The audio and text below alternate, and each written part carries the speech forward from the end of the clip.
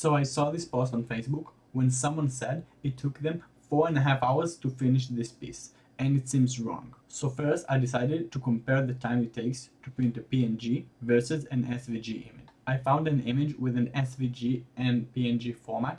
I compared the both of them in the same size and engraving format, and the time was the same, 12 minutes.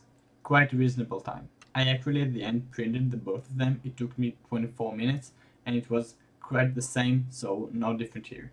With no solution here, I went back to the original image. Then I saw all the green boxes.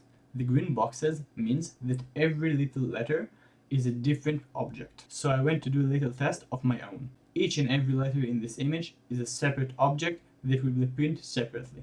And when I saw the estimated time of 19 minutes, it was a lot of time. So I went back, selected all of the letters, click on Combine and Unite.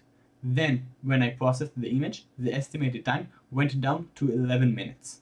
I also went back to the project and wrote everything as a normal text in one piece. This one took me 10 minutes. Not a very big difference from the 11 minutes of the combined objects. So, to answer the question to the past, if the image takes you a lot of time and you think it should be less, make sure that everything is combined as one object. That way it will take you a lot less time because it will print everything line by line and won't need to go back to the top to finish each letter individually.